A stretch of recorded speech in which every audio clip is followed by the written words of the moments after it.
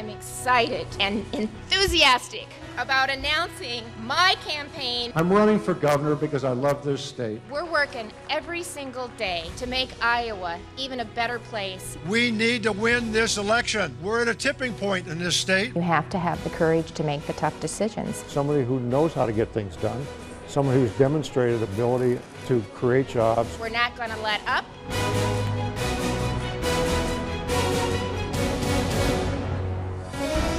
This is a special presentation from KCCI and the Des Moines Register. Commitment 2018, Iowa Governor Debate, live from the DMACC Ankeny campus.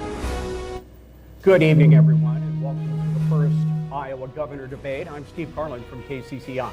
And I'm Kathy Obradovich from the Des Moines Register. We'd also like to welcome our listeners from Iowa Public Radio, broadcasting our debate statewide. We'll be asking a mix of questions on the issues Iowans care most about. Let's start by introducing our two candidates tonight. Governor Kim Reynolds is a Republican who has held the state's highest office since 2017. She was lieutenant governor for Terry Branstad when he became the U.S. ambassador to China. She is the first female governor of Iowa and the 43rd governor of our state. Fred Hubbell is a Democrat and well-known businessman. He was chairman of Yonkers, president of Equitable of Iowa, and was appointed by Governor Culver in 2009 as acting director to the Department of Economic Development. Let's give both of our candidates a warm round of applause. We appreciate you being here tonight.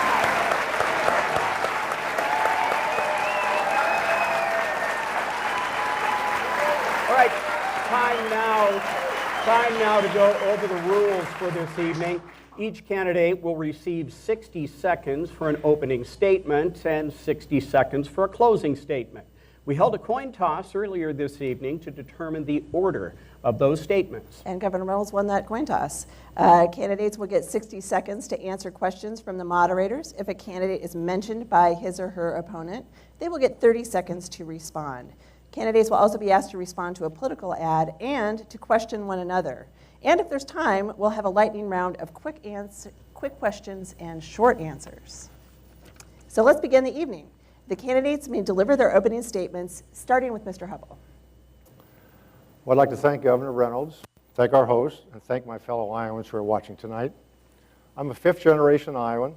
I love our state, and I'm running for governor to change its direction by putting people first. For me, it's about Marissa and her family are here tonight, and Tucker. Tucker's a quadriplegic. He suffered a tragic accident. It could have happened to anybody, but he persevered. He got a job. He got a car. He paid off his student loan, and then his health deteriorated again. Privatized Medicaid forced him into a nursing home because he had lost his quality in-home care. It made no sense. We could do better for Tucker, and we could do better for thousands of other Iowans who have been hurt by privatized Medicaid. We can also do better for the 40% of Iowans who are working hard but struggle to make ends meet because our wages are low and our incomes are stagnant. Let's work together to put people first. For Governor Reynolds, it's more of the same. But for all Iowans, it's time for a change. Thank you. Governor Reynolds, your opening statement. Well, welcome, and I want to thank KCCI and the Des Moines Register for hosting tonight's debate. And Fred, I look forward to the discussion. I'm a fifth-generation Iowan who chose to live, work, and raise her family in a state I love. A state where if you work hard and dream big, anything is possible. My story is the Iowa story, and it's reflective of the opportunities that exist here. We're a small-town girl, daughter of a factory worker and farmer who waited tables, checked groceries, and never gave up on her dream of getting her college degree. I understand the challenges that everyday Iowans face because I've faced them myself. And that's why, as governor, I focused on cutting taxes, growing jobs and wages and opportunities, investing in education and training Iowans, and finding solutions for Iowans who faced healthcare needs. Iowa is working. U.S. News and World Report says we're #1, but I say we're just getting started.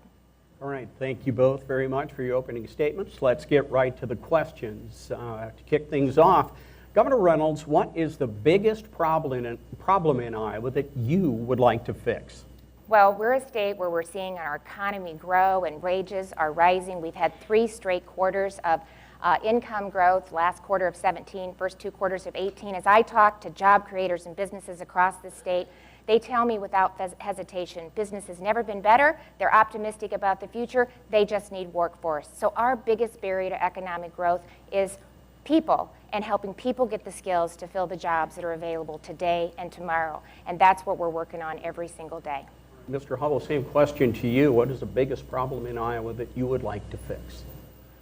Well, I think we need to look behind the numbers that the governor talks about, because when you actually look what's going on in our state, when I'm traveling around Iowa, which I've been to all 99 counties many times, and when I talk to a woman, Tammy, in Iowa City with her son Cole with mental health problems, and his life is threatened every day by Medicaid privatization. When I travel to Owine, and a woman there who's a school teacher tells me that she opens her school books, that they're 10 or 12 years old and the pages are falling out, there's no money for new ones.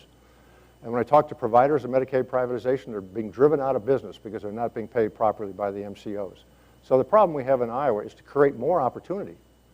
We need to create opportunity for all Iowans, not just some Iowans. To do that, we need to have fiscal responsibility in our government with the right priorities of improving education, improving health care, and improving opportunities for Iowans to make more income.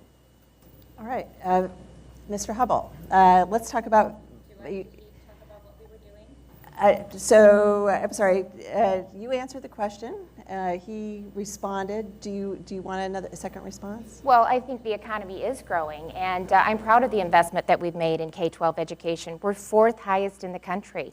We're 8th in teacher salaries. The teacher leadership and compensation reform that we passed in 2013. We have an economy that's growing. Our budget is balanced. Our rainy day fund is full, and we have a surplus of $127 million. So our budget is balanced. In fact, the Iowa Business Council said that this is the best they've seen the economy in the last 10 years.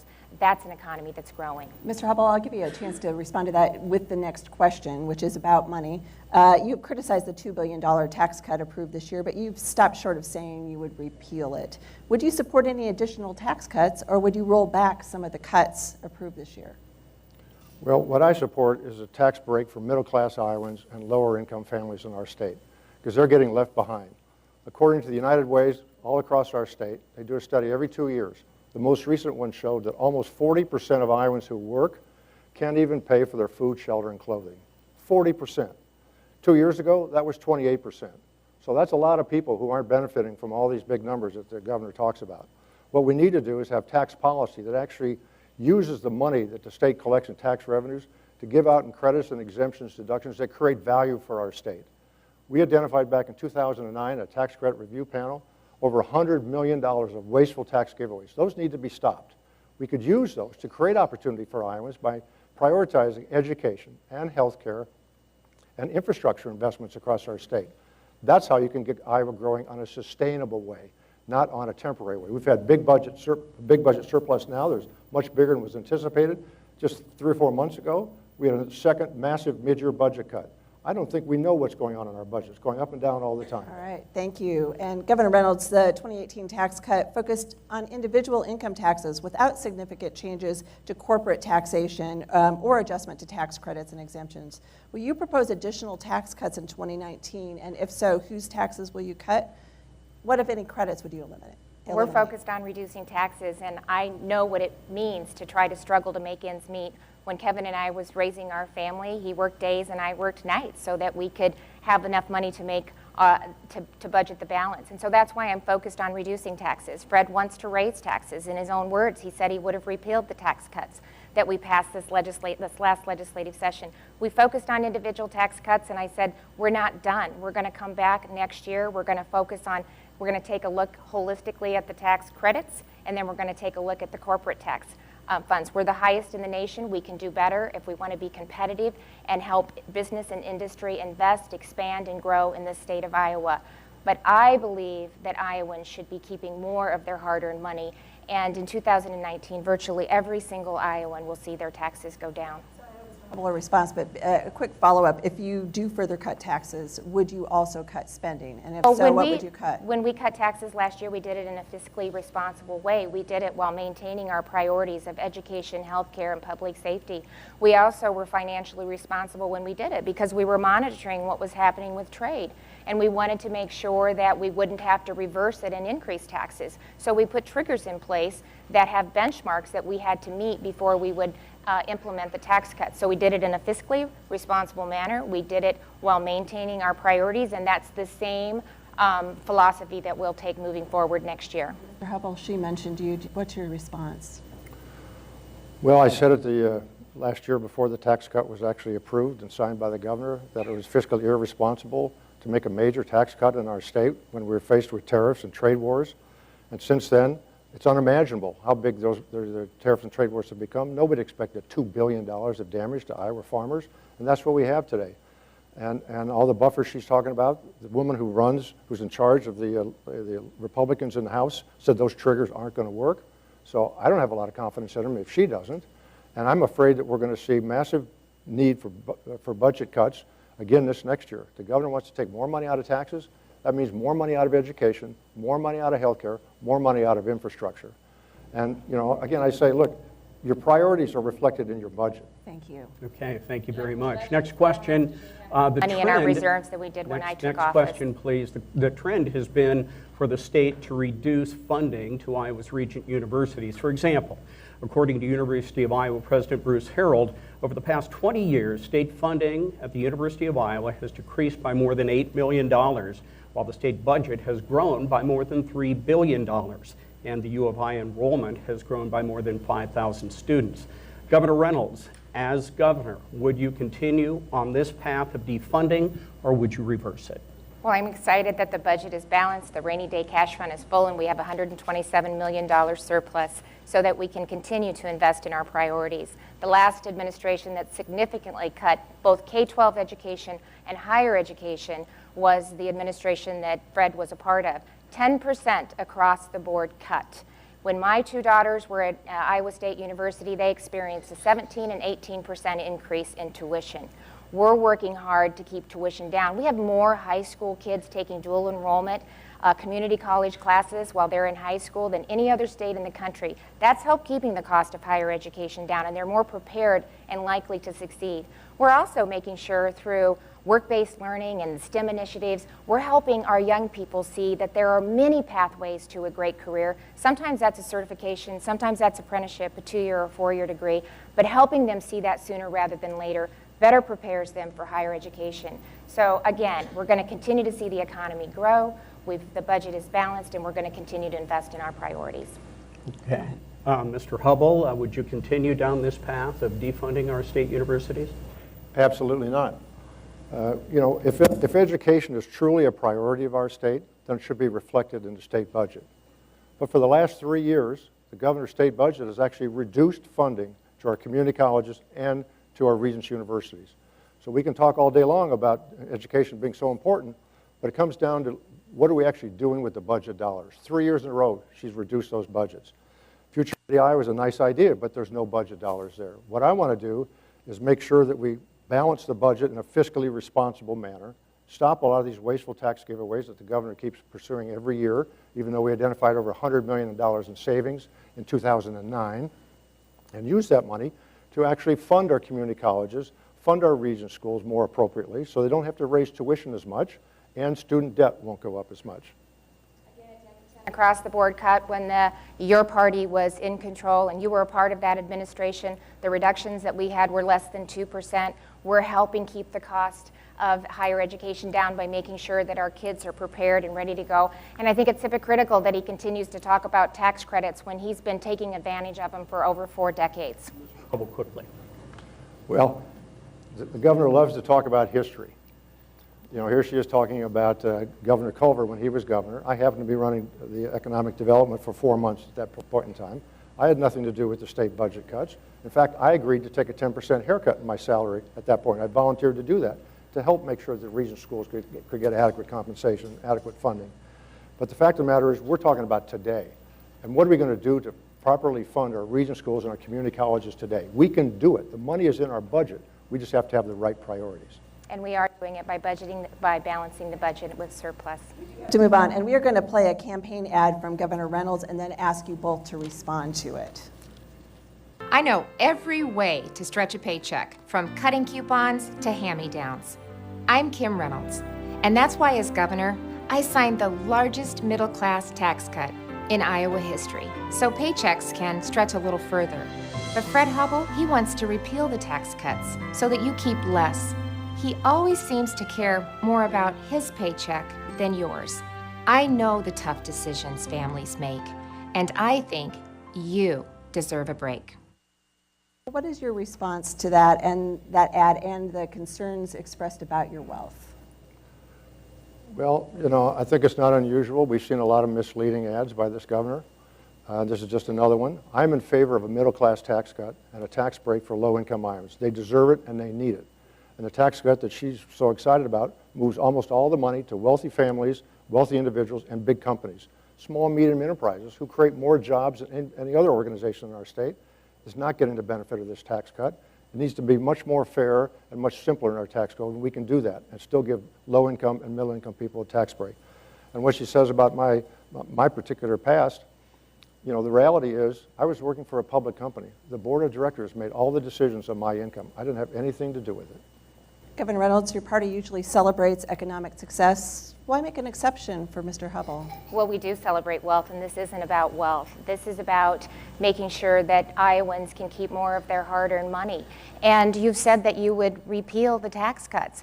And with federal deductibility and the federal tax cuts that were passed in December, if we hadn't taken actions, Iowans would have seen their taxes go up. Every single Iowan, virtually every single Iowan, will see more money in their paycheck, and we're going to continue to build on that success. A single mom of two making $50,000 would see almost $800 reduction.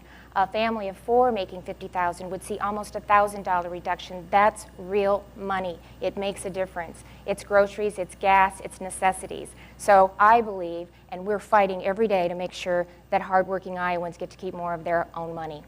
Okay, turnabout is fair play here, so now we will play an ad from the Fred Hubble campaign.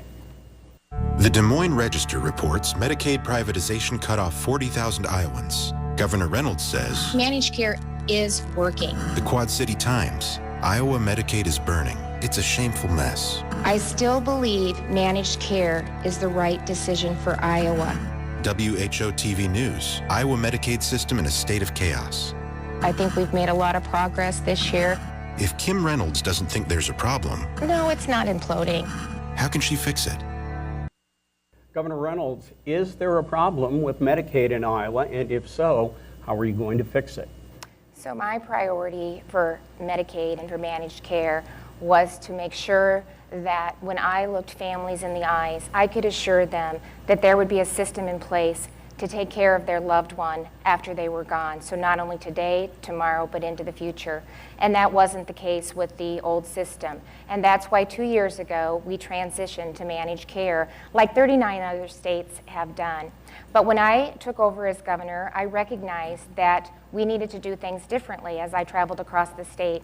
And I've led over the last 16 months making the changes that we needed to make to stabilize and sustain a system to assure families that we'll have a system there to take care of their loved ones. It started with bringing new leadership in with Director Foxhoven, a fresh set of eyes. We brought in a new actuary so that both parties could have confidence in the rates that were being certified. We're bringing on another managed care provider, and we're putting the money into the system that it takes to provide the services that Iowans deserve. And what I really like about the numbers that we're putting in, the money that we're putting into it, that was recommended by an independent actuary based on 2 years of experience, and it includes the mental health reform that we passed last legislative session. Thank you. Okay, Mr. Hubble, you have indicated that you would return Medicaid to state management if elected. How would you do that, and how would you hold down the costs?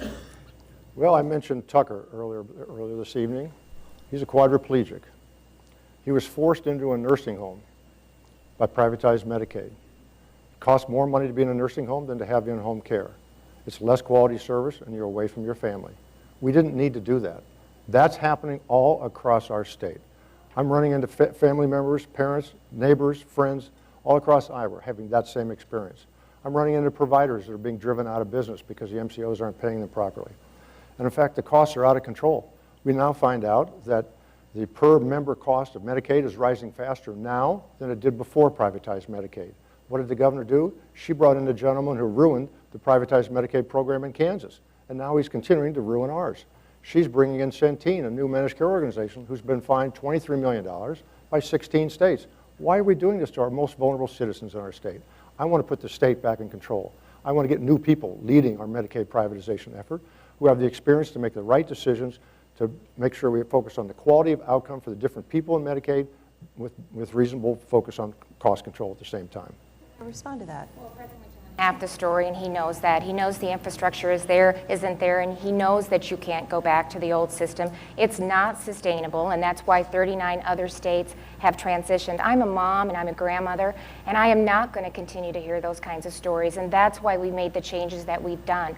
I'm not going to continue to travel across this state and hear doctors and providers say that they're not getting paid for the services that they're providing. And that's why we put the necessary money into the system to provide the services for vulnerable Iowans. And that's why I put financial penalties into the contract negotiations to assure that if they're not paying in a timely manner, that there will be penalties. And we passed legislation for oversight last year as well. I want to give Mr. Hubble just one more chance here. Well, you know, all I hear from Governor Reynolds about Medicaid privatization is it's working fine. No need to make any changes. But we just saw all those stories from newspapers all across our state. It is not working, and it is in fact getting worse. So we need to do something much different. Changes, and I've made multiple changes over the last year. There are 680,000 Iowans that are in Medicaid and covered by Medicaid, and for the bulk of them, they are receiving the services that they need. It's a complex system that they're trying to maneuver their way through, and these managed care providers are helping them get an annual physical, making sure that they're identifying chronic illness sooner rather than later, helping them keep healthy and stay healthy. Are there areas we can do better? Absolutely. But it starts with making sure that we have rates that people have confidence in, that we have the money in the system to take care of it. It wasn't sustainable. And I don't know, he doesn't have a choice but to accept to reduce, raise taxes. Governor, it's hard to say that it's sustainable when the numbers that you produce are different every time. And when people ask you to defend your numbers, there are no answers. And the numbers change every time. Per member costs are going up more now than they were before. No, and you're promising more of the same. If I'm in Medicaid privatization today, I'm quite worried listening to you. And you're telling everybody what they want to hear and not talking about how you're going to fund the system moving forward. You have no details or no answers about how you're going to fund a system. We have 2 years of experience. We now know what it costs to take care of our most vulnerable Iowans, and we're working every single day to make sure that we can do that. How are you going to fund the system? Excuse me? She just asked, how are you going to fund the system? How would you fund it? Well, I've never said I wanted to go back to the prior system. What I've said is we need to put the state in control. She's put the managed care organizations in control. They control the numbers. They control the decisions. Local Iowa citizens, friends, neighbors that are in Medicaid are the victims of the decisions for-profit companies. And she just wants to continue that. She just sent them another $100 million after sending them an extra amount of money last year. Fred, you can't have it both Where do ways. these cost increases stop? Well, you can't have it both a great ways. You debate, tell me we folks, can't but provide the have to move along. services We have and then can't other find topics it. we need to He's got to cover. decide. Thank And you you very did much. say you would go back to the old system. Okay, well, let's move on. Mr. Hubble, last night President Trump came to Iowa to announce that he will lift the federal ban on sales of E15, which is 15% ethanol, and allow that to be sold year-round. He also said that you want to take away our ethanol. Now, I can't say that I've seen evidence that is true, but Mr. Hubble, do you have a secret plan to end ethanol production? Okay, I'll take the laughter as a no, but what are your plans for renewable fuels, especially ethanol in Iowa? You know, I spent 4 years chairing the Iowa Power Fund Board, making investments in research and new technology in biodiesel and ethanol, wind and solar all across our state. We brought in over $400 million from out of state to match up with $80 million of state money. I've been a supporter. I've been helping other companies and businesses invest in biodiesel, invest in ethanol to make it more successful. That's one of the reasons E15 is more doable these days, because the science is behind it now, and the ethanol industry has improved. I'm a big supporter of E15. I've said that many times, And we should have put it in place a long time ago. But this president hasn't been willing to do it, and the people running the EPA have been undermining that with all their exemptions. We should have had E15 in place long before this, and we should be giving the retailers incentives to actually change their pumps so they could have E15 today. Now, it may be maybe next year before we get E15. Your response, is the president So, and his administration doing enough to support Well, listen, it was the ethanol? previous administration that set the biofuels back by ages. For 8 years, we couldn't even get them to set the volumes or to report in a timely manner or to honor what the statutory requirements were, $15 billion gallons. When he was chair of the Iowa Power Fund, even a state report said as he was doling out millions of tax credits, he had absolutely no strategy in how he was handing out the tax credits. And you've bankrolled groups like the Sierra Club and the Environmental Commission that are against the renewable fuels, biofuels. So, I mean, we don't know to the extent because you're not releasing your taxes, but we do know that you have put money into organizations that are not supportive of the biofuels and E15. Haven't you spent most of the year trying to get President Trump to honor his commitments on the renewable fuels And he standard? did it. This is the first president that finally did it. It's done. We have a commitment for E15 year-round. He has asked the EPA to start the rulemaking process. So it's done. We have been talking about this for a long time. We worked with the previous administration to get them to just set the volumes in a timely manner so that we could continue to drive next generation of renewable fuels. They were impacting our ability to grow and expand and to really support a robust renewable fuel standard. Well, she did mention you. You can have a response as well. Well, I've tried to be pretty clear. I want to be the governor for all Iowans, not Republicans, not Democrats, but all Iowans. And I don't care who's in D.C., what party they are, or whoever the person is. I'm going to do my best to support Iowans. And in fact, I would have been supporting E15 if I were governor the day after I became governor, because it could have been happening a long time ago. Why did we have to wait this long for the president to do this? It's pretty convenient for political purposes, but you know, you could have been asking for that a long time ago, and we could have had it in place now. We don't have it. That's why we need a governor who's going to stand up for Iowans and do what's right for Iowans. Mr. Hubble, you sat Iowans. on the board of Planned Parenthood. We need to move along. We have a lot of topics to cover here, Governor. You sat on the board of Planned Parenthood, Mr. Hubble. Would you work to eliminate existing state restrictions on abortion, including late-term procedures? I was on the board of Planned Parenthood. I was pleased to do that. I've also served on the Catholic Hospital Board.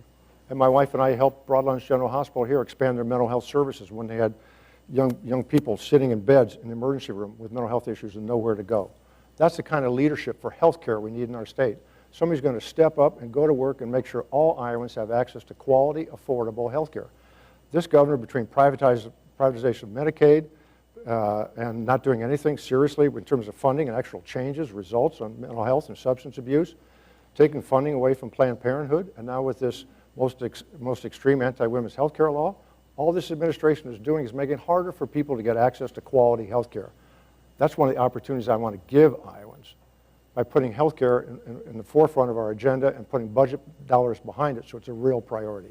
Governor Reynolds, same issue, different question. If the courts uphold the fetal heartbeat law that you signed, Iowa will have one of the most restrictive abortion laws in the country.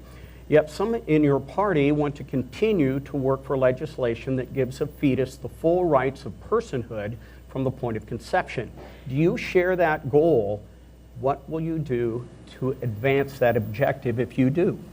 Well, there are strong and passionate feelings on both sides of this issue, and I'm pro-life, and I'm proud to be pro-life and to fight for the unborn.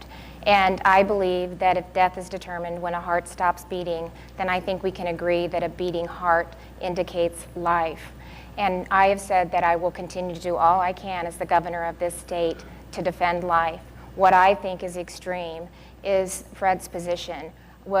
Putting taxpayer dollars to an organization that supports late-term abortion on demand, and he's even said that he would veto a bill that outlawed selling fetal body parts. I think that's extreme, and I don't believe that that's what Iowans support. Mr. Hubble, you were mentioned. You have 30 seconds. Thank you. You know, I think what my policy is that we need to support people. Look at what's going on in our DHS system today, Department of Human Services. Those jobs have been cut so far, the caseloads are going up so much. We've had actually women starve to death because we don't have adequate support and oversight for our young people in our state. We've had people dying in Medicaid because we've cut so many benefits and services for Medicaid patients. So if we really care about people, let's invest in our health care so that all Iowans get quality health care, not just a few. Thank you both. We are reaching the midpoint of our hour-long debate here. We're on the DMAT campus in Ankeny. Let's give our candidates another round of applause, and we will take a short break and be back with Governor Reynolds and Fred Hubbell, both hoping to hold the state's highest office of governor.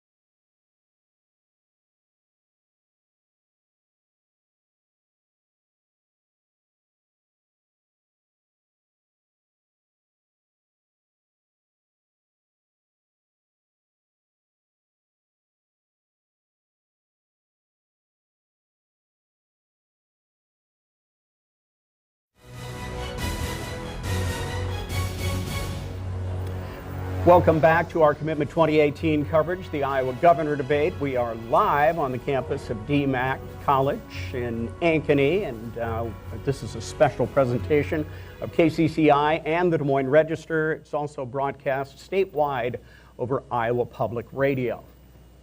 We've asked a few questions of you both so far this evening, but now it's your turn. The candidates will be questioning one another, and we're going to start with Mr. Hubbell. What question would you like to ask Governor Reynolds? Thank you. You have 30 seconds, by the way, and then you'll have 60 seconds to respond. So. You know, Governor, we all know from traveling around the state and hearing, just listening to Iowans, that Medicaid privatization is a disaster.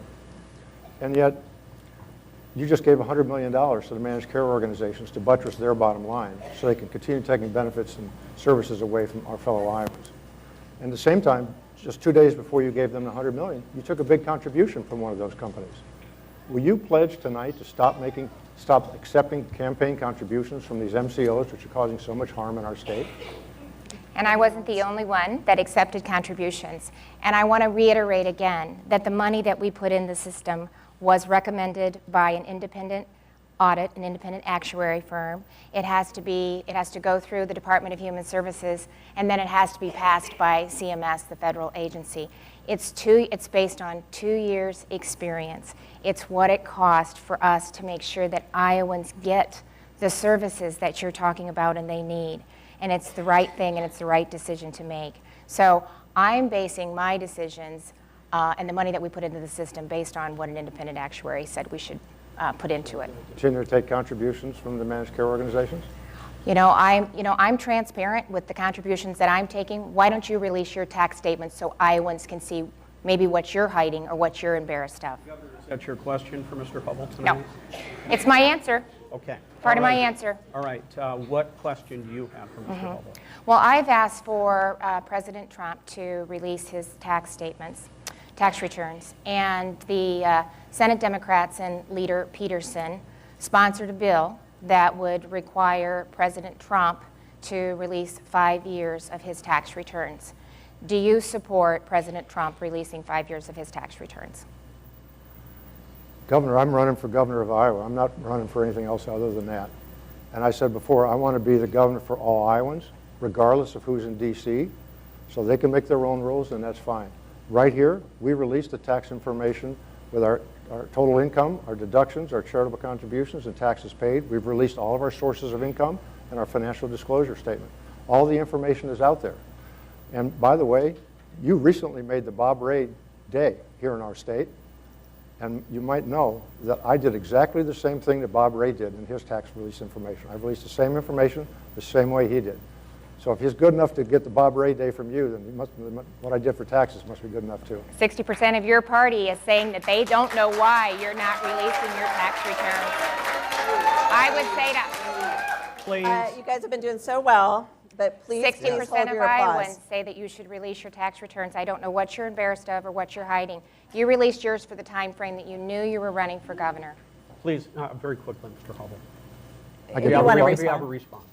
You know, I think the governor is questioning my motivation to run for governor. It's never been about the money. I've even offered to not be paid as governor because all I care about is the people of this state. I've been working for the last 30 years to support the quality of life and values that are important to Iowans and make this a special place. I wake up every morning thinking about how I can make our state and our community better. The only special interest I have is Iowans, and I'm going to work every day to help their lives be better and all of our communities be better. Well, Okay, never next knows. topic. Never Never knows. know. I'd like to move on.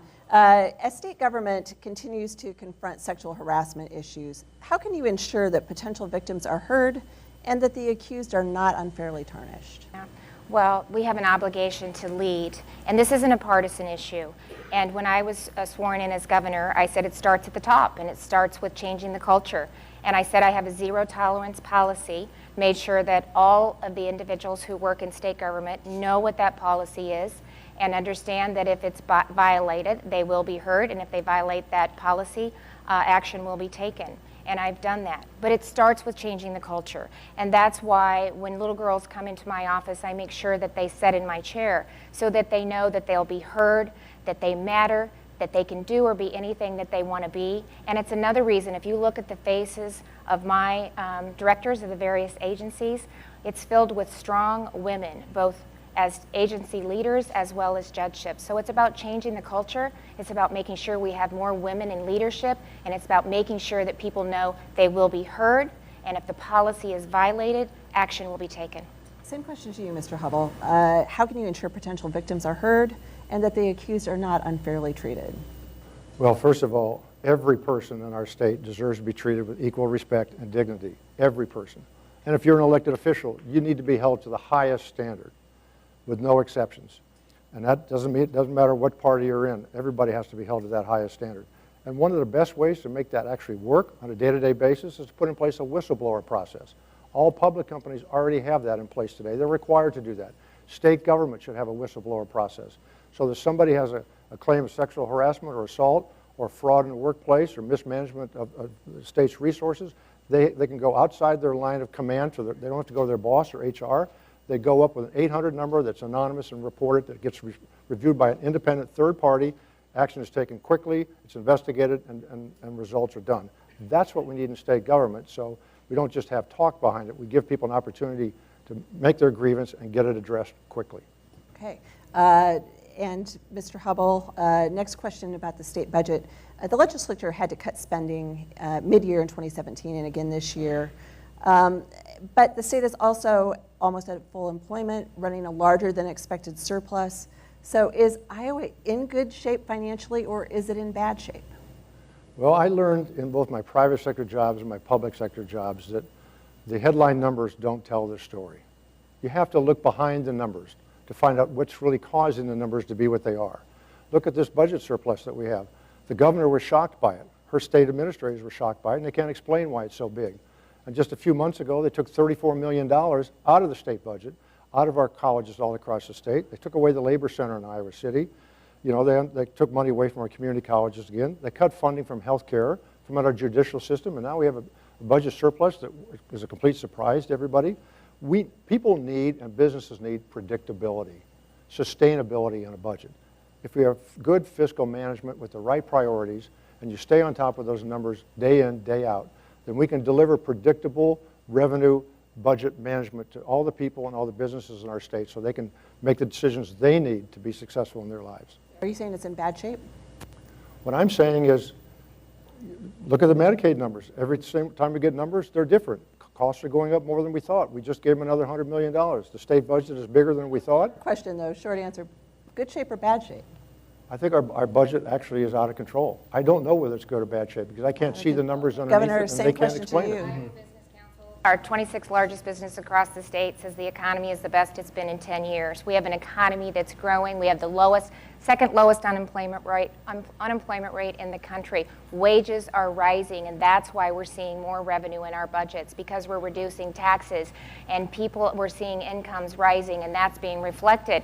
For heaven's sakes, if you want to go back to the previous administration, when I took office in 2011, we were facing a $900 million deficit. They just did the crazy bonding scheme where they borrowed $700 million for iJobs that created no jobs, $600 million in interest that we're paying back, $55 million a year that could be going to education and healthcare that we're going to be paying back for the next 20 years, $55 million a year for the next 20 years.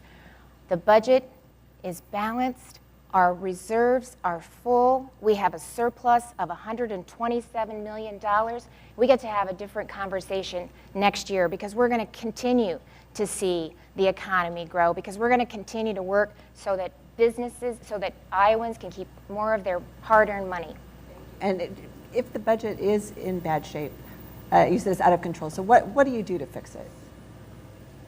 Well, in 2013, the governor seems to forget she had a $900 million surplus. It's all gone. She had to borrow $144 million last year. Yes, it's been paid back, but we've had 2 years of massive mid-year budget cuts.